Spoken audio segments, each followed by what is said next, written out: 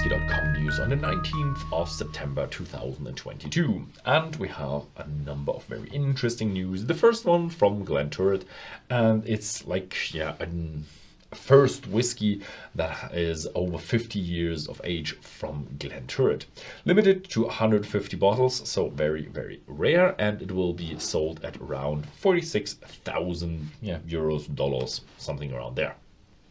And it will be in a decanter of black crystal from Lalique, which is a French jewelry crystal focused company, and they are engraving it with ornaments of barley, and it's the last cask from 1972. But Glenturret is gonna continue, and probably we're gonna see at some point of time something older and something even better. Then we have a new collection from Glenfiddich. It's called Time Reimagined. It's 3 exclusive single malts and will have individual moments of time. They are 30, 40 and 50-year-old whiskies and should do a connection between the present and the past. The prices vary a lot. The 30-year-old somewhere around £900, the 50-year-old somewhere around £35,000. Unfortunately, not available worldwide. We're not quite sure how and where it will be available, but it will be available in the United Kingdom. Then we have a new Sotheby's auction, and they're auctioning off the most expensive whiskey collection ever. The Timeless Whiskey Collection from Macallan. 497 bottles.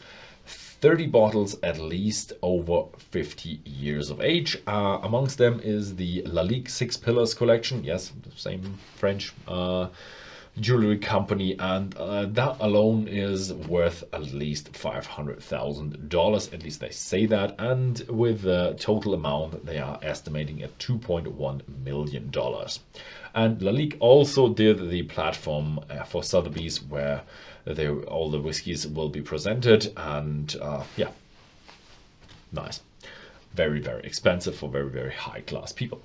Then we have United States, some whiskey news. Angel's Envy is an up and coming bourbon distillery, and they just have a new master distiller. It's Owen Martin, and he already worked 6 years as a head distiller at Stranaham's Colorado Whiskey. Now he's master distiller, and he has been announced master distiller. He's the first master distiller after the death of the master distiller and founder Lincoln Henderson in 2013. So good luck for your work. And then we have Woodford, and doing something that could be considered a liqueur, but I think officially it still is a bourbon. It might taste a little bit like a liqueur. And they're doing a limited honey barrel finish. So what they did is they took normal bourbon barrels, used bourbon barrels, gave them to their local beekeeper, and they filled it up with honey, matured it there, and then the emptied cask got back to Woodford. They finished their bourbon in there, and now that is the product. Unfortunately, only available in the United States. So I will probably not have one of these on my cask. I will never find out how sweet it will be. Or maybe it will be like that thing, and they're gonna do it more often. But I'm not quite sure how many bees there are in the region of Woodford. So next up we go to Jim Beam. They're investing $400 million into an expansion for the use of biomass. So what they want to do is they want to increase their capacity by 50%, and they want to do it by 2024, and they want to reduce carbon emissions by 50%, but they actually want to use their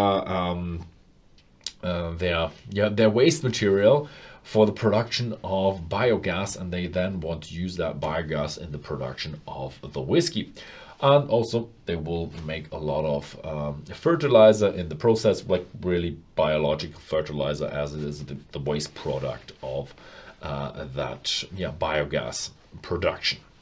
Then we have an invasion of is it crabs, or is it in New England, of crabs, and they are really an invasive species. So what the people there do now, they are really catching them in huge numbers, and they are being brought to restaurants or other eateries and trade markets, and they kind of want to get rid of them, and that's why they're harvesting them in such great numbers. Also, they are bringing them to the Tamworth distillery, and they're doing a crab trapper. It's one batch, and they use 1,000 crabs in that. And they combine the corn, the crabs, and some spices, and they make bourbon with that. I'm not quite sure if they're legally allowed to call that bourbon or not, but I think if you want to make a bourbon, you have to have at least 51% corn. Yeah, they can do that, and then add a lot of crabs to it. Not quite sure, because crabs are not a grain, but we'll see if they call it bourbon in the end.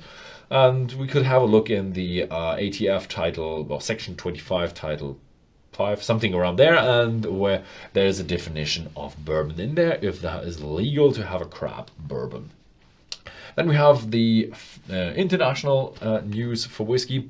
The first whiskey on the Isle Foehr in Germany. That's a German island, I think in the North Sea or the East Sea, I'm not quite sure, and Baltics.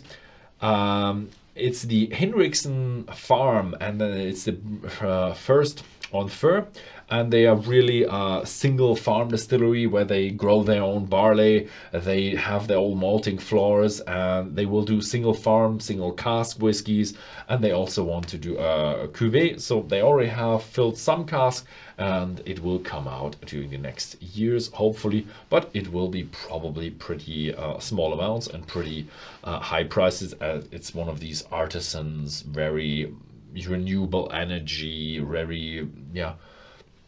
very high class craft whiskey. Yeah, that was it for this week. Thank you very much for watching, and see you next time.